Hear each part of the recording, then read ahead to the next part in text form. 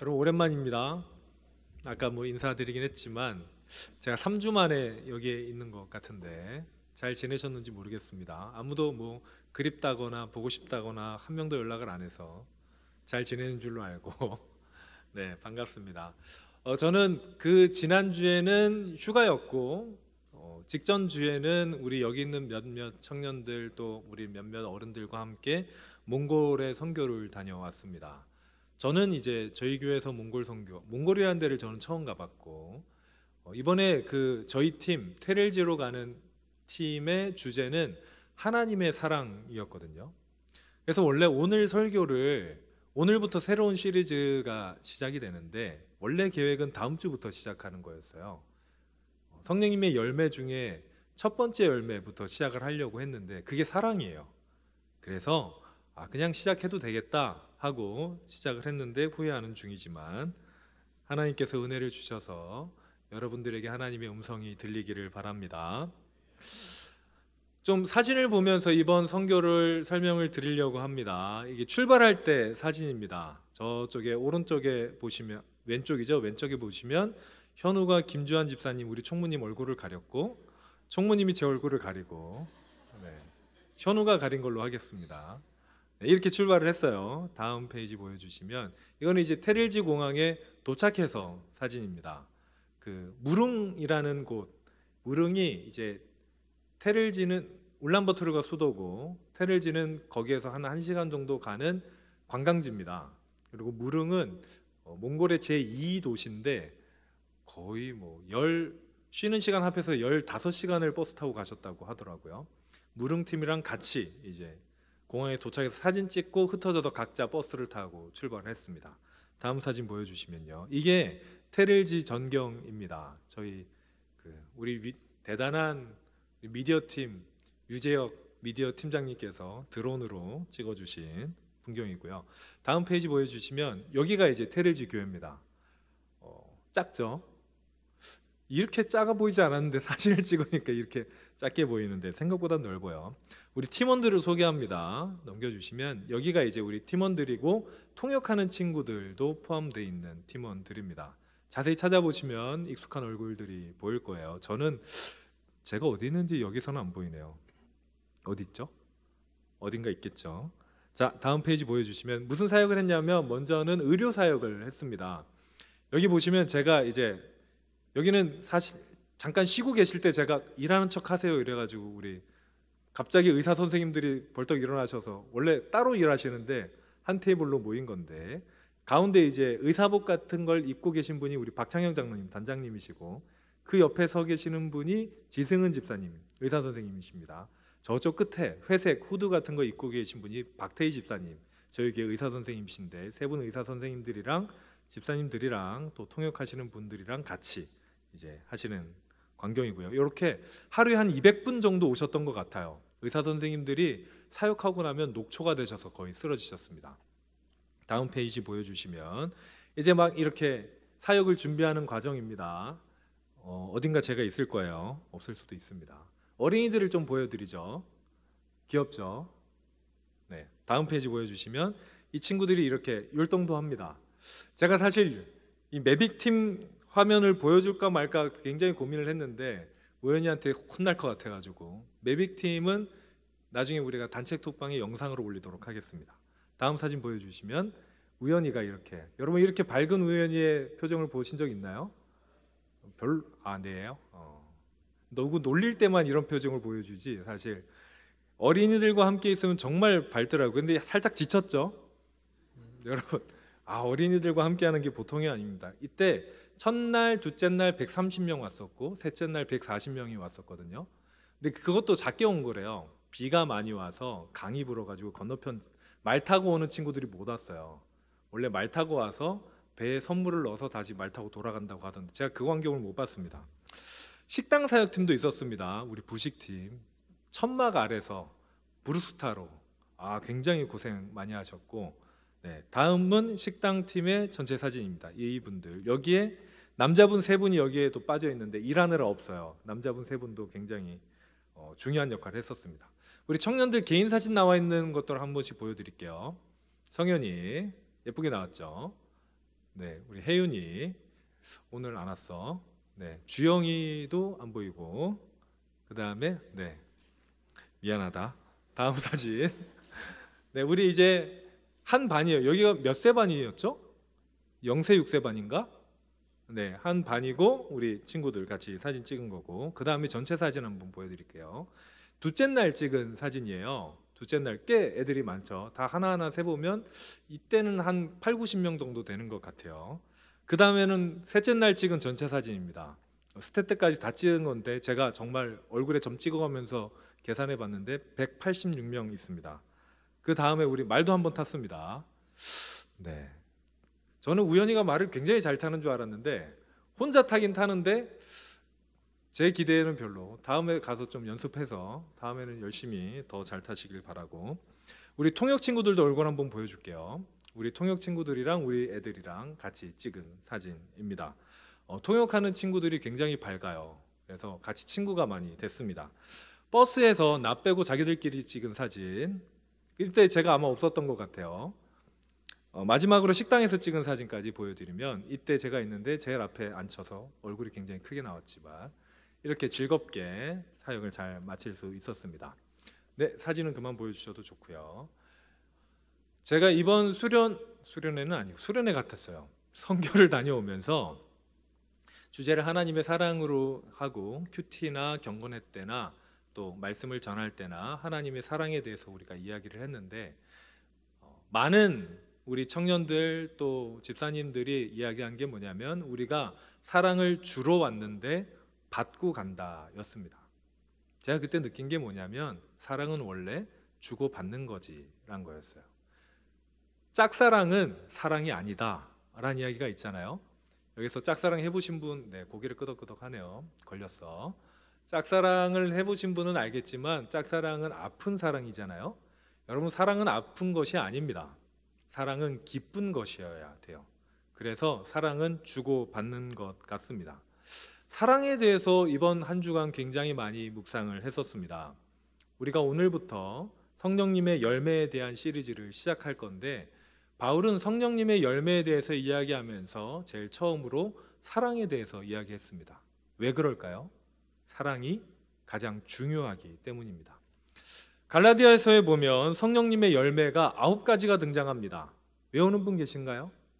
사랑, 희락, 화평, 오래 참음, 자비양성, 충성, 온유, 절제까지 외우는 사람에게 상을 주려고 했는데 없기 때문에 상은 제가 받도록 하고, 성령님의 열매는 사랑으로 시작해서 절제, 이 9가지가 하나로 있는 겁니다. 사랑의 열매가 따로 있고 화평의 열매가 따로 있고 희락의 열매가 따로 있는 게 아니에요. 왜냐하면 이 열매라는 단어의 헬라어가 단수기 때문입니다. 갈라디아에서 바울은 성령님의 열매들은 이라고 하지 않았고 성령님의 열매는 이라고 하면서 9가지를 얘기해요. 뭐냐면 여러분, 사과 맛이, 제가 흔히 얘기하는 게 사과 맛이 신맛도 있고 단맛도 있고 껍데기를 같이 먹으면 떨기도 합니다. 어떤 사과는 단맛이 좀 더 나기도 하고 어떤 사과는 좀 더 쓰기도 하지만 결국 사과 맛이잖아요. 마찬가지로 성령님의 열매의 9가지 특성들에 대해서 이야기하고 있는 겁니다. 여러분, 그 9가지 특성이 무엇이냐면 성령님의 열매는, 여러분 중요합니다, 성품을 말합니다. 성품이에요. 그 중에 첫 번째가 사랑입니다. 그래서 우리는 사랑을 성품으로 보아야 합니다. 그런데 보통 사랑을 성품으로 보지 않아요.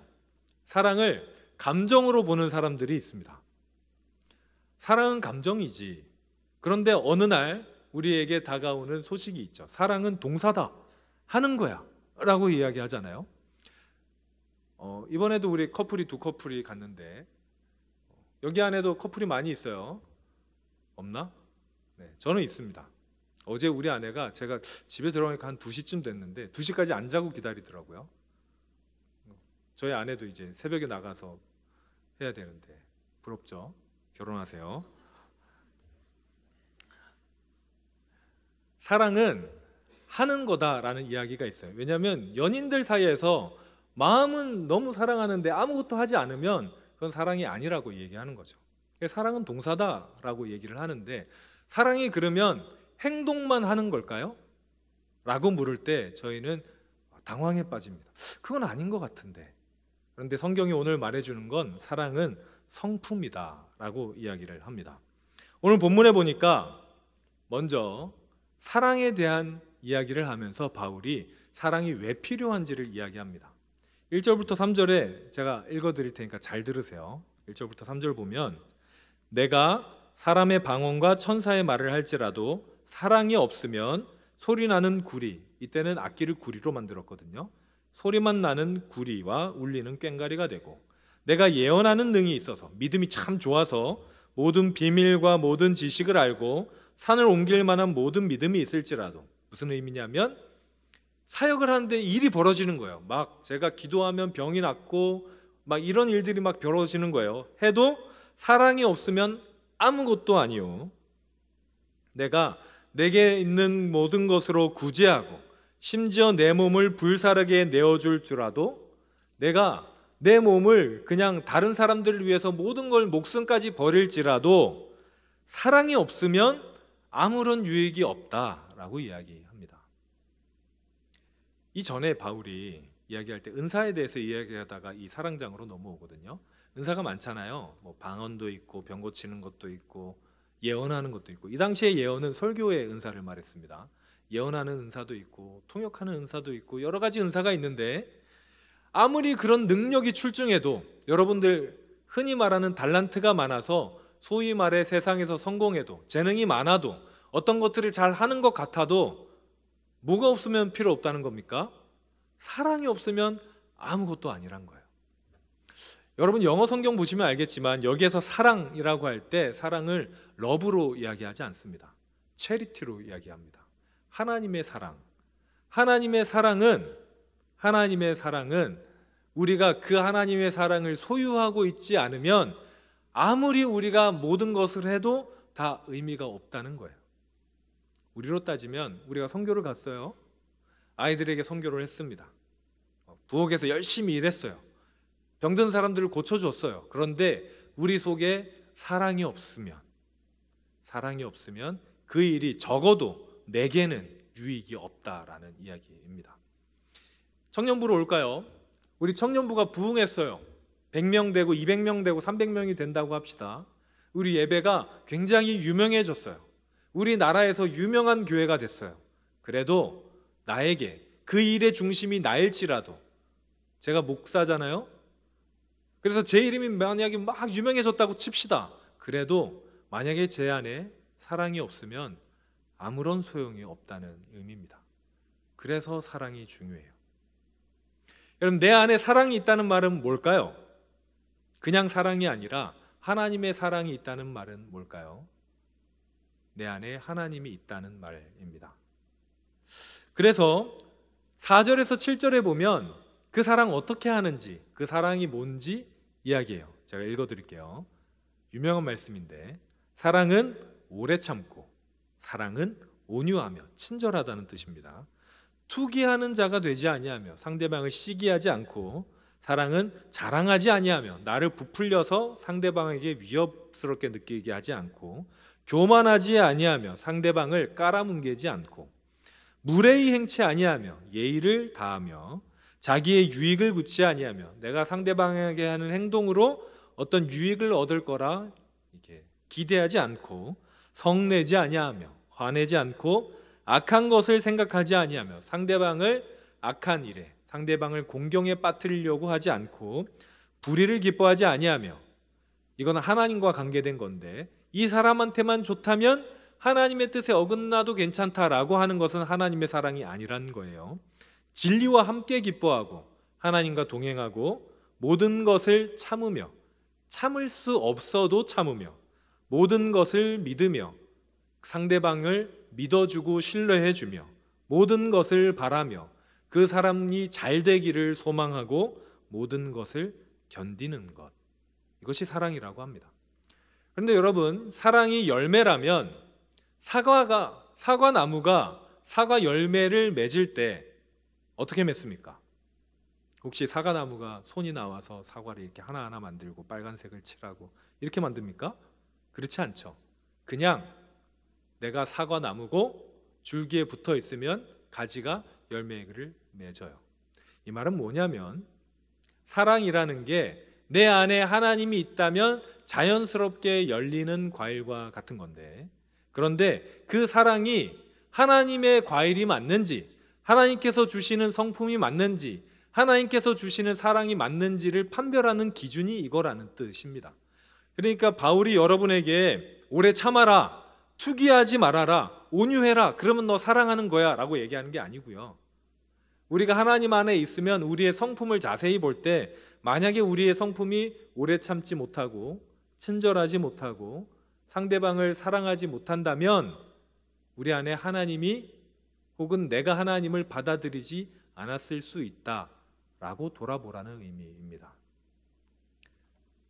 우리가 아무리 오래 참고 억지로 온유하고 상대방이 보기에만 교만하지 않는다고 우리가 사랑하는 것이 아니라 우리의 사랑의 열매를 맺기 위해서는 우리 안에 하나님이 있어야 한다는 것이죠. 사랑하는 여러분, 제가 이번에 몽골 선교를 다녀오면서 팀원 간의 사랑을 경험하고 왔습니다. 저는 꼭 기회가 되면 몽골이든 마이크로네시아든 어디든 선교를 한번 다녀오셨으면 좋겠어요. 팀원 간의 사랑을 느낄 수 있고 어린이들 간의 사랑을 느낄 수 있습니다. 그런데 여러분, 그 사랑에 문제가 없겠습니까? 선교를 나가면 우리는 좀 그게 덜했어요. 이번에는 아예 없지는 않았지만 조금 어려움이 있게 마련입니다. 관계에 문제가 생겨요. 그런데 그거를 참고 덮어주고 견디고 인내하며 사랑을 발견합니다. 여러분, 사랑은 사랑할 만한 사람, 내가 좋아할 만한 사람, 내 마음에 맞는 사람만 사랑하는 게 사랑이 아니더라고요. 오늘 본문에 보니까 모든 것을 참고 견디고, 그게 사랑입니다. 왜 그래야 됩니까? 억울하잖아요. 왜 그렇게 해야 됩니까? 여러분, 이 바울이 말하는 사랑은 먼저 우리가 받은 사랑을 이야기합니다. 하나님이 우리를 참아주셨으니까, 하나님이 우리를 먼저 안아주셨으니까. 그래서 오늘 바울의 이 사랑에 대해서 이야기할 때, 성령님의 성품인 사랑에 대해서 이야기할 때 중요하게 이야기할 것은, 여러분, 주님의 자녀이십니까? 주님을 만나셨습니까? 여러분 안에 주님이 계십니까? 라는 질문과 동일합니다. 불편한 이야기가 될 수 있습니다. 때로는 복음이라는 게 편하지만은 않아요. 불편한데 복음이 되기도 합니다. 사랑하는 여러분, 제가 이렇게 습관처럼 사랑하는 여러분에도 정말 사랑해요. 그런데 여러분 안에 하나님의 사랑이 있습니까? 한번 돌아보십시오. 무조건 없어요 하지 말고 한번 돌아보십시오. 하나님의 사랑이 있다는 것은 내가 정말 하나님이 나를 사랑한다는 것을 느낀 적이 있는가란 질문입니다. 하나님이 나를 사랑하신다는 것을 경험한 적이 있는가란 질문이에요. 그걸 경험했다면, 알았다면 여러분들은 하나님의 자녀입니다. 그리고 하나님의 자녀라면 그 사랑을 전달해 주셔야 합니다. 사랑하셔야 돼요. 그런데 하나님의 사랑을 아는 사람은 사랑하게 돼 있습니다. 그래서 복음이에요. 하나님이 나를 어떻게 사랑하셨는지를 알면 사랑합니다. 덮어줘요. 이해합니다. 온유할 수 있어요. 때로 저도 가끔 그러지 못할 때가 있지만 많은 경우에 제가 이런 이야기를 듣습니다. 왜 참으세요? 왜 그런 거를 아무 말씀 안 하세요? 라는 이야기를 여기 있는 몇몇한테도 들은 적이 있어요. 그런데 아직 뭐 제가 그렇게 심한 애들은 우리 애들은 다 착하니까 착해서 그렇게 심한 이야기를 못 들었을 수 있지만 저는 여러분들을 바라보는 하나님의 마음을 생각할 때 몽골 갔다 와서 갑자기 눈물이 많아질 것 같은데 사랑할 수밖에 없는 것 같아요. 사랑하는 여러분, 서로 사랑하시기 바랍니다. 그렇다면 여러분은 하나님의 자녀인 것입니다. 그리고 그 마음대로 행동하세요. 그러면 여러분의 행동이 여기에 다 맞는 성품이 될 것입니다. 사랑은 여러분의 성품이 되셔야 돼요. 억지로 하는 것이 아니라, 남들 보라고 하는 것이 아니라, 상대방에게 사랑을 얻어내기 위해서 하는 게 아니라 나의 삶이 되어야 합니다. 여러분의 삶이 사랑의 삶이 되기를 바랍니다. 하나님을 모르는 사람에게 그런 사랑을 여러분의 삶으로 보여주시기 바랍니다. 그럴 때 여러분들을 통해서 하나님께서 일하실 것입니다. 우리 찬양팀 나와주시고요. 여러분, 주님의 자녀로 산다는 것은 사랑하며 산다는 것을 의미합니다. 사랑이란 건 내가 불로 들어가야 되면 들어가는 거예요. 물 위를 걸으라 그러면 그냥 걷는 겁니다. 그때 하나님이 나와 함께함을 믿는 겁니다. 모든 것을 믿고 모든 것을 참고 견디지만 기쁜 것, 그것이 사랑입니다. 사랑하는 여러분, 하나님의 자녀로 사시길 바랍니다. 저는 여러분이 그 사랑을 경험하시길 바라요. 만나길 바랍니다. 사랑으로 사시길 바라요. 새로운 세상이 열립니다. 정말로 그 사랑을 행하지 않고는 견디기 어려운 그런 삶이 여러분의 삶이길 바랍니다. 사랑의 성품을 가득 담고 하나님께로 나아가 하나님이 정말 잘했다고 기뻐하시는 삶이 되는 여러분들 다 되시기를 바랍니다.